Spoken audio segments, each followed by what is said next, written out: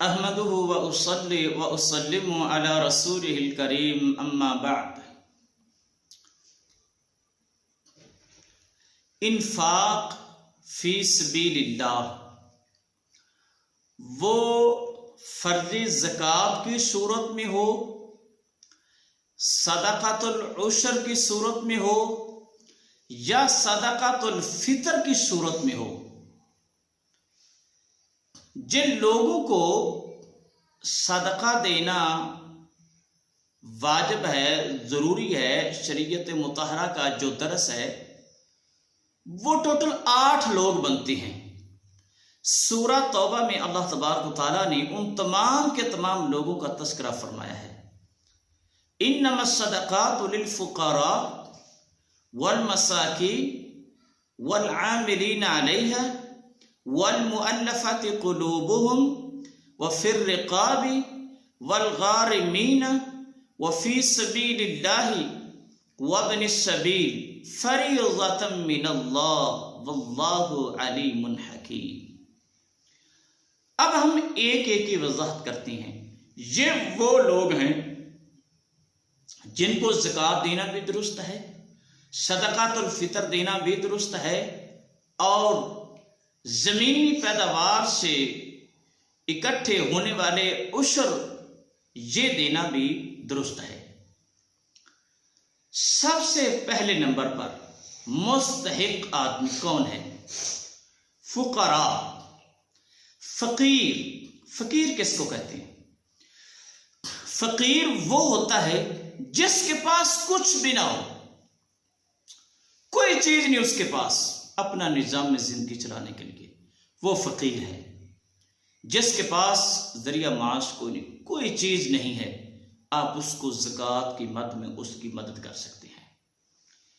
دوسرے نمبر پر مستحق آدمی مساکین۔ مسکین کس کو کہتے ہیں؟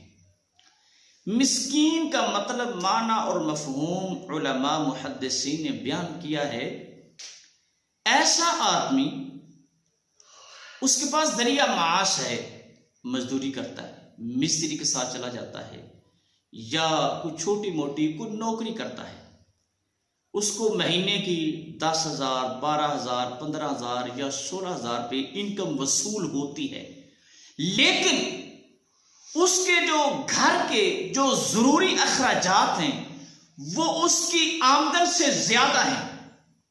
آمدن 15,000 روپے ہے، لیکن جو اس کے ذاتی اخراجات ہیں گھر کے وہ 18,000 ہیں یا 20,000 روپے ہیں، اور اپنا نظام زندگی چلانے کے لیے ہر مہینے اس کو 2,000 4,000 یا 5,000 یا 10,000 روپیہ اس کو کسی سے قرض حسنہ جو ہے وہ وصول کرنا پڑتا ہے۔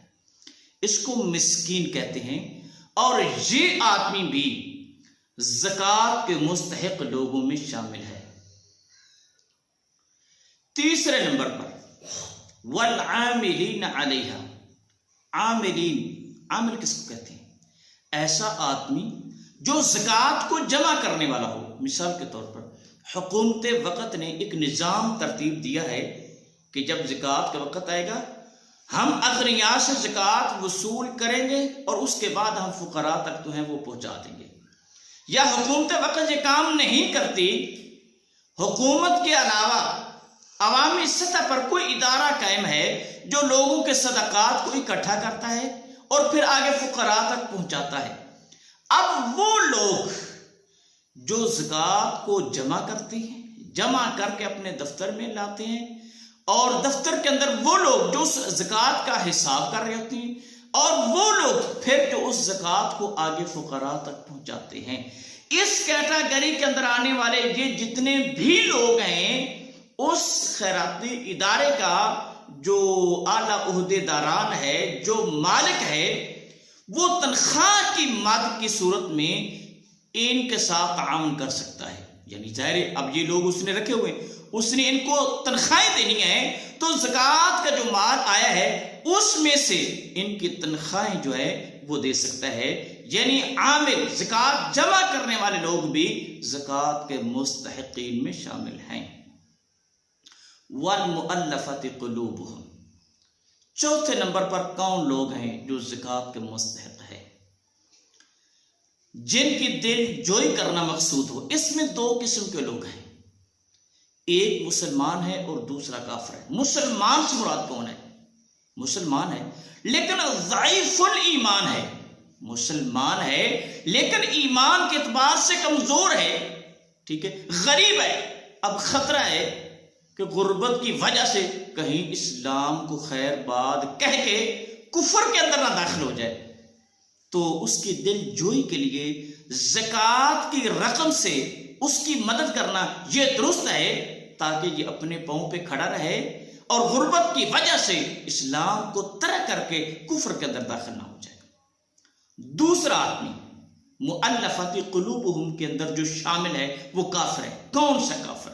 ہر کافر شامل نہیں ہے، وہ کافر، ٹھیک ہے، جس کے بارے میں آپ کو یقینی گمان ہو کہ اگر اس کو پیسوں کا لالچ دیا جائے نا، پیسوں کا لالچ دیا جائے، ٹھیک ہے، تو یہ کفر کو ترک کر کے اسلام میں آ سکتا ہے، ٹھیک ہے، یا آپ کو اس کے اندر کچھ میلان محسوس ہو رہا ہے، کوئی آثار محسوس ہو رہے ہیں، وہ عیسائی ہے یا ہندو ہے، یعنی کافر آدمی ہے، ٹھیک ہے، آپ سمجھتے ہیں کہ اگر اس کو ساتھ کوئی تعاون کیا جائے، مالی مدد کی جائے، تو یہ کفر کو ترک کر کے دائرہ اسلام میں داخل ہو سکتا ہے، تو آپ اس کی مدد کر سکتے ہیں، ٹھیک ہے۔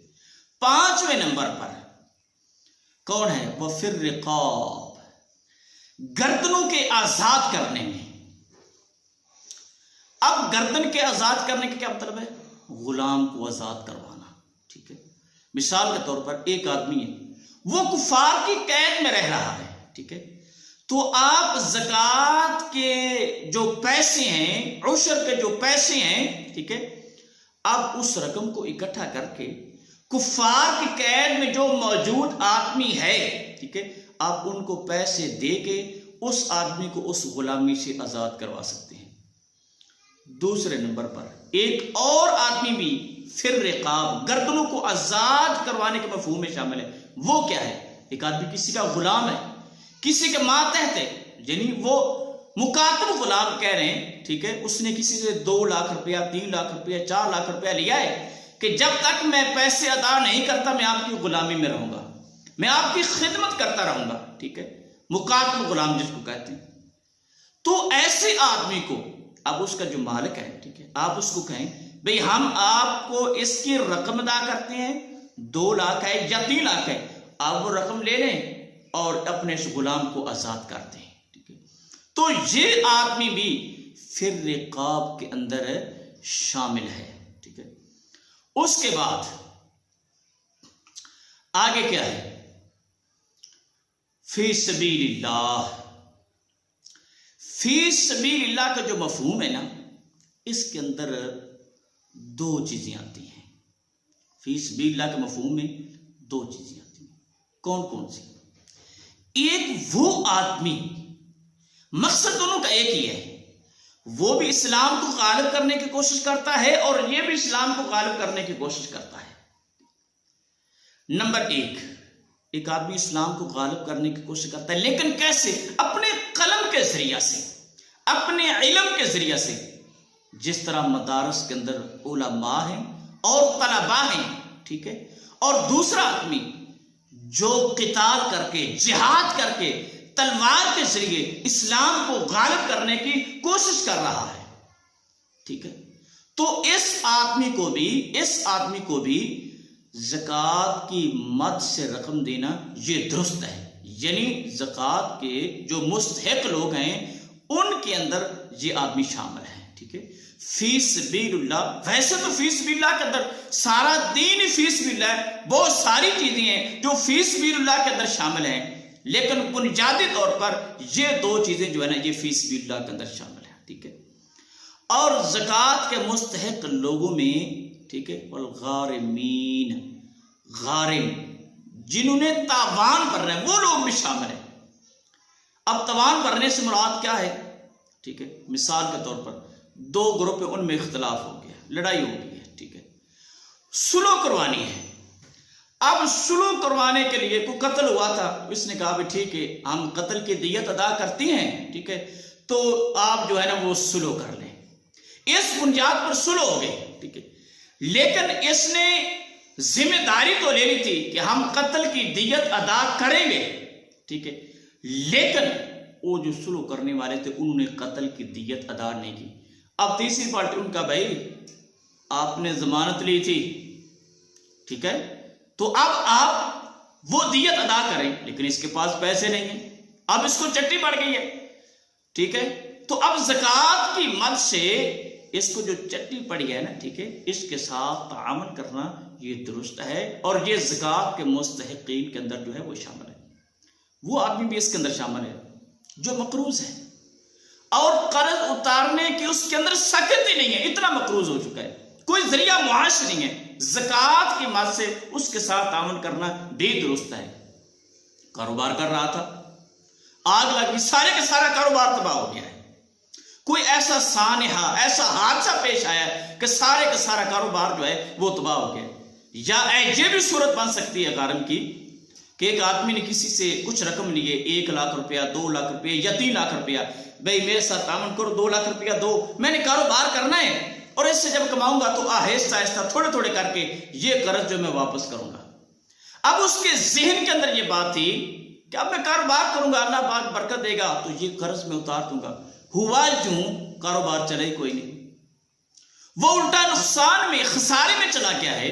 تو اب ایسا آدمی، ٹھیک ہے، جو مقروض ہو چکا ہے، پیسے لیے کاروبار کرنے کے لیے، کاروبار فلاپ ہو گیا ہے، مقروض ہو گیا ہے، تو زکوٰۃ کی مد سے، عشر کی مد سے ایسے مقروض کے ساتھ تعاون کرنا یہ درست ہے، اور یہ آدمی بھی، ٹھیک ہے، زکوٰۃ کے مستحق لوگوں میں شامل ہے۔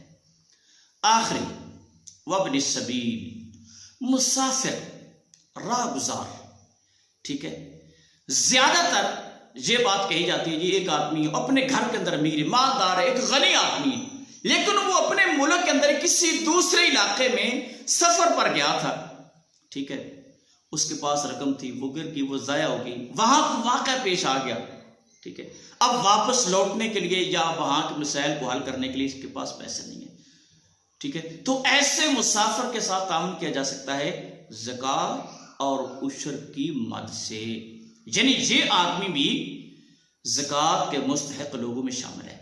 لیکن میں کہتا ہوں کہ جو ابن سبیل، جو مسافر ہے نا، اس کا مفہوم تھوڑا سا وسیع ہے، ٹھیک ہے، ایک جگہ ہے، وہاں پر مسافر لوگ کھڑے ہوتے ہیں، ان میں سفر کرنا ہے، ایک اڈا بنا ہوا ہے، ٹھیک ہے، وہاں سے آگے ان سفر کرنا ہے، ٹھیک ہے، وہاں سائبان کی ضرورت ہے، درخت لگانے کی ضرورت ہے، کسی شیڈ کی ضرورت ہے، مسافر کھڑے ہوتے ہیں، دھوپ ہوتی ہے، ٹھیک ہے، تو آپ زکوٰۃ کے پیسوں سے وہاں کے سائبان بنوا سکتے ہیں۔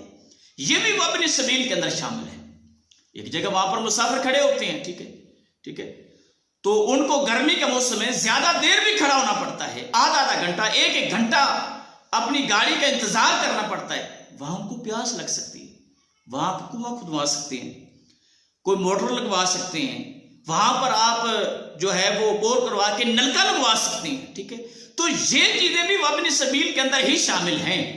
زکوٰۃ ہے یا عشر ہے، دونوں میں سے آپ جو ہے اللہ تبارک تعالیٰ کے راستے میں خرچ کریں، اور یہ جو مد ہے وابن سبیل کی، اس مد کے اندر زکوٰۃ کا پیسہ بھی لگایا جا سکتا ہے اور عشر کا پیسہ بھی لگایا جا سکتا ہے، اور وابن سبیل کے اندر یہ بھی شامل ہے، ٹھیک ہے، ایک جگہ ہے وہاں پر سڑک کی ضرورت ہے، مسافر نے گزرنا ہے، وہ بڑے پریشان ہوتی ہیں، ٹھیک ہے، وہاں اتنا کیچڑ ہوتا ہے کہ ان کے کپڑے جو ہیں وہ پلید ہو جاتے ہیں، تو یہ بات وہ اپنی سبیل کے اندر شامل ہے، آپ زکوٰۃ اور عشر کی رقم میں سے وہاں پیسہ خرچ کر سکتے ہیں، ٹھیک ہے۔ محترم سامعین و ناظرین کرام، یہ تھے زکوٰۃ کے 8 مصارف، ٹھیک ہے، وہ لوگ جو زکوٰۃ کے، عشر کے اور صدقۃ الفطر کے مستحق لوگ ہیں۔ اللہ تبارک تعالیٰ سے دعا ہے کہ اللہ تبارک تعالیٰ ہمیں صحیح معنوں میں دین اسلام کو سمجھنے کی توفیق عطا فرمائے۔